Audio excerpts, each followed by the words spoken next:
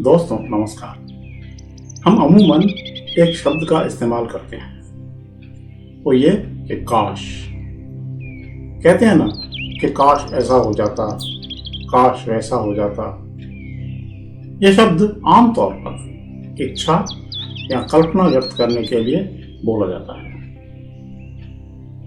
इसमें इच्छातुरता या पछतावे की भावना निहित है।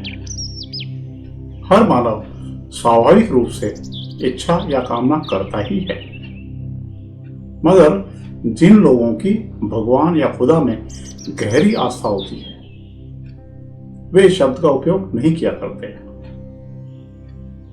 वो इसलिए कि जब भगवान या अल्लाह की मर्जी के बिना कुछ होता ही नहीं है तो काश कहने का कोई मायने ही नहीं है, कोई मतलब ही नहीं है। अगर हम यह शब्द उपयोग में लाते हैं तो इसका मतलब यह हुआ कि अल्लाह पर हमारा यकीन नहीं है। यानी एकनिष्ठ लोगों की सोच में इस्लामी तौहीद यानी एकेश्वरवाद और तकदीर यानी नियति की धारणा मौजूद है।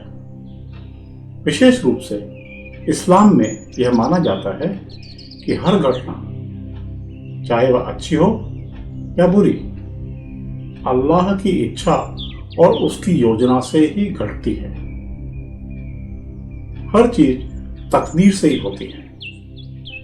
एक प्रसिद्ध हदीस में मोहम्मद साहब ने कहा कि अगर कोई बात ऐसी हो जाए जो तुम्हें नापसंद हो तो ये मत कहो कि काश मैं ऐसा करता, ऐसा नहीं होता, बल्कि कहो माशा अल्लाह, यानी यह अल्लाह की मर्जी थी और वही हुआ जो उसने चाहा।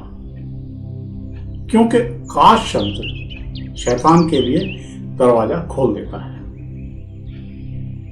काश कहना यह दर्शाता है कि हम अल्लाह की तकदीर या निर्णय पर संतुष्ट नहीं हैं।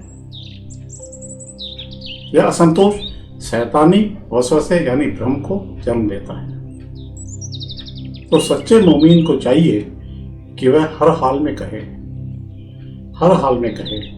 कि अल्लाह का शुक्र है। हिंदू धर्म में भी कुछ इसी प्रकार का भाव है। जो हुआ वह अच्छा हुआ, जो हो रहा है वह अच्छा हो रहा है, और जो होगा वो भी अच्छा होगा। यह श्री कृष्ण का गीता में उपदेश माना जाता है। हालांकि यह शब्द गीता में नहीं है, पर विचार गीता सिद्धांत से मेल खाता है। यह भी नियति यानी प्रारब्ध कर्म फल को स्वीकार करने की सीख देता है।